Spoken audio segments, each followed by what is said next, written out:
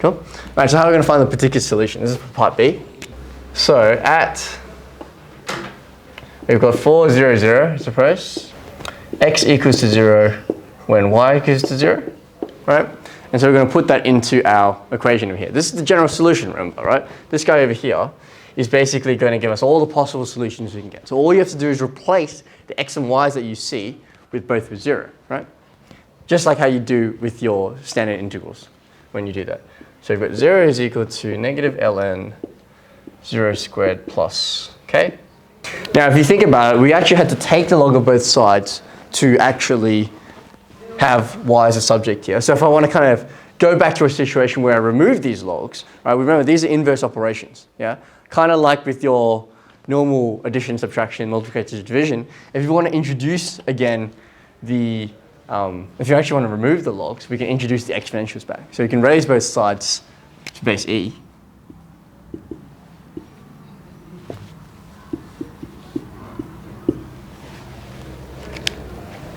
Or maybe actually we should get rid of this negative first. I think that's probably better. Don't have to worry about that thing there. If we multiply both sides by negative 1 again, and that's just going to be k. Yeah, that's better. And then like I said, if I want to remove these logs here, because I want to find out what k is going to be, we do the opposite operation, which in this case would be like raising both sides to the power e, because that's what we used to actually get that log, right? We took the log of both sides from when we had e to the power something.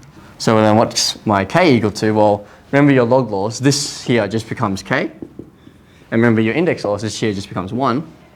So the particular solution that we have is when k is equal to 1.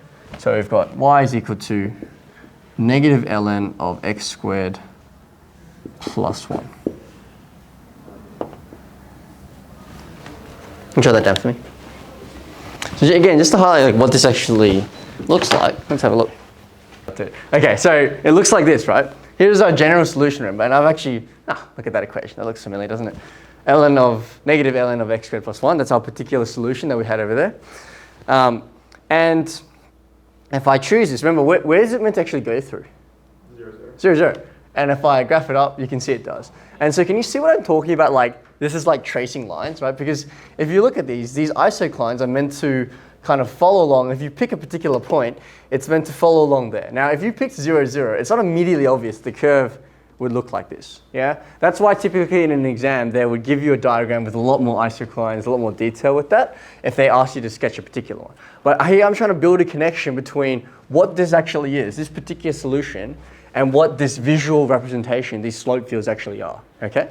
That's really important. Let's look at another one. Questions about that? How do you make a slope field in Desmos? I will show you that. There was actually like a little applet that I googled slope fields Desmos, and it was like the first thing that came up. Sorry, I didn't make that, unfortunately. I wish I did. That would have been pretty cool.